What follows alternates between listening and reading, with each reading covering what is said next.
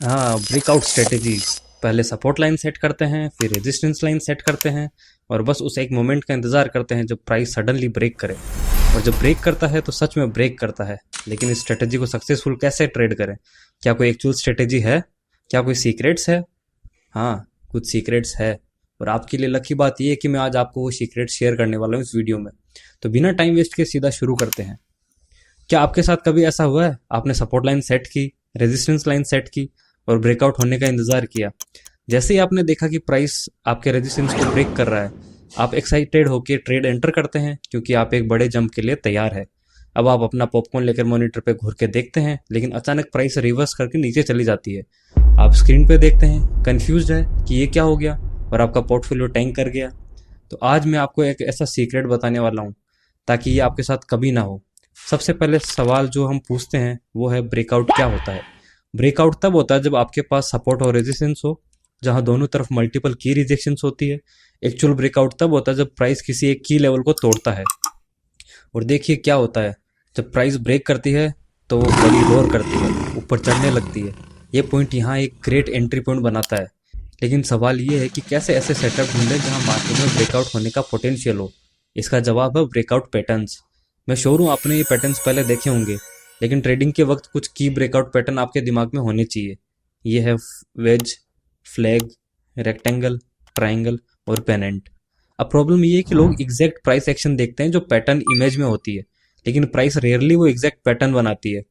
आप exact price action नहीं देख रहे होते हैं, बल्कि उनकी सपोर्ट और रेजिस्टेंस लेवल को देख रहे होते हैं जो पैटर्न को बनाते हैं। ऑनेस्टली पैटर्न का नाम याद भी नहीं हो तो फर्क नहीं पड़ता है, बस ये इंपॉर्टेंट है कि सारे पैटर्न्स में एक चीज कॉमन होती है। प्राइस कंसोलिडेट करता है, दो की लेवल्स बनाता है और इवेंचुअली ब्रेकआउट करता है। यहाँ हमने प्राइस मूवमेंट देखा जो मल्टीपल की पॉइंट्स और सपोर्ट और रेजिस्टेंस बनाता है। जितने ज्यादा की पॉइंट होंगे उतना ज्यादा बेटर होगा। हमने इन लेवल्स को एक्नोलेज किया है और सपोर्ट और रेजिस्टेंस लाइन लगाई, जिससे रेक्टेंगल पैटर्न बन गया। अब ये पॉइंट वो है जहां लोग यूजुअली गलती करते हैं। तो लोग क्या करते हैं, वो किसी भी डायरेक्शन में ब्रेकआउट का इंतजार करते हैं, और जैसे ही कोई रेजिस्टेंस लाइन से प्राइस ब्रेक करती है वो ट्रेड में एंटर कर जाते हैं। लेकिन ये फॉल्स ब्रेकआउट होता है और प्राइस रिवर्स करके अपोजिट डायरेक्शन में चली जाती है। स्पेसिफिक ट्रेडर ने तो भाई बैंड बजा दी होगी अपने पोर्टफोलियो की।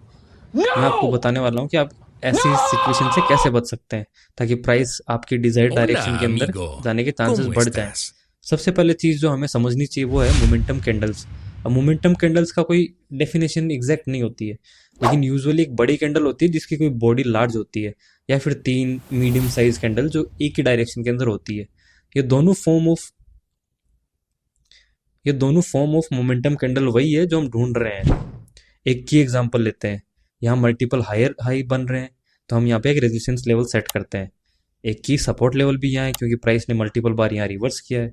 एक डिसेंट कैंडल फॉर्म होती है और रेजिस्टेंस लेवल को ब्रेक करती है।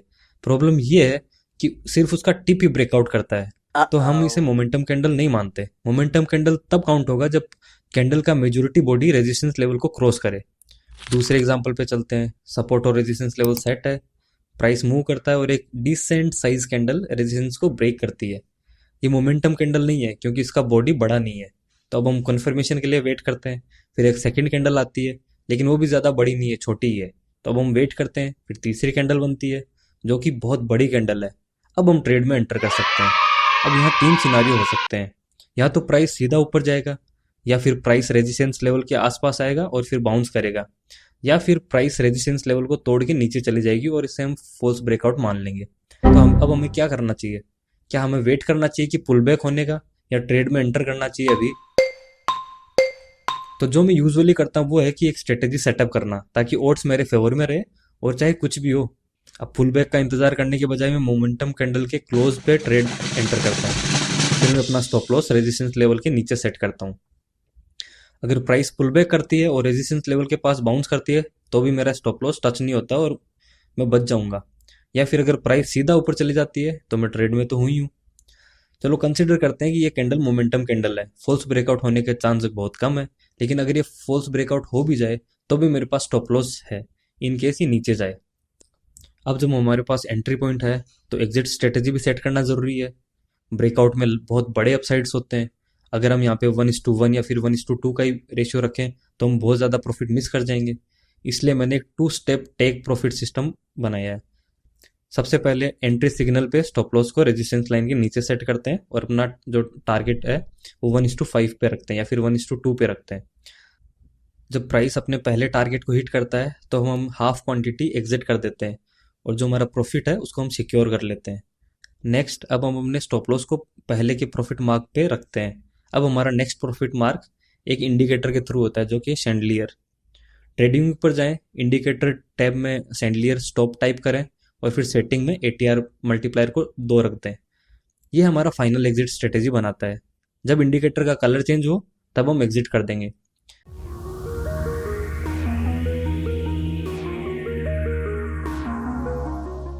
देखें कैसे एक्स्ट्रा प्रॉफिट बना है और सिर्फ हाफ क्वांटिटी एग्जिट करके। अगर हमने अपने सारे क्वांटिटी 1:2 पर एग्जिट कर दी होती या फिर 1:5 पर एग्जिट कर दी होती तो हम काफ़ी बड़ा अपसाइड मिस कर देते। आप देख सकते हैं कि प्राइस सीधा ऊपर गई है बिना पुल बैक के। चलिए एक और एग्जांपल देखते हैं। हमने कुछ की पॉइंट्स फाइंड किए हैं जो एक सपोर्ट और रेजिस्टेंस लेवल बनाते हैं। ट्रेड लाइन सेट करते हैं और अब हम वेट करते हैं मोमेंटम कैंडल के रेजिस्टेंस को ब्रेक करने का। एक कैंडल ब्रेक करती है लेकिन उसकी बॉडी बड़ी नहीं है, तो अब हम वेट करते हैं कि 2 और ग्रीन कैंडल के लिए। जैसे ही हमने 3 ग्रीन कैंडल मिलती है हम ट्रेड में एंटर करते हैं। फिर स्टॉप लॉस को रेजिस्टेंस लाइन के नीचे सेट करते हैं और 1:5 रेशियो पे अपना जो टारगेट है वो सेट करते हैं। जब प्राइस अपने टारगेट को हिट करता है तो हम सिर्फ अपने आधे क्वांटिटी सेल करते हैं। उसके बाद अपने जो बचा हुआ है उसके बाद हम अपने स्टॉप लॉस को पहले वाले जो एंट्री पॉइंट था वहाँ पे मूव करते हैं और शैंडलियर इंडिकेटर को ऑन करते हैं। हम अपने बचे हुए क्वांटिटी को होल्ड करेंगे। जैसे ही वो कलर चेंज करता है तब हम अपना ट्रेड एग्जिट कर देंगे। तो मैंने आपको कुछ सीक्रेट्स दिखाए हैं जो आपकी ब्रेकआउट ट्रेडिंग को और भी पावरफुल बना सकते हैं। अगर ये वीडियो आपको पसंद आया तो प्लीज़ लाइक ज़रूर करें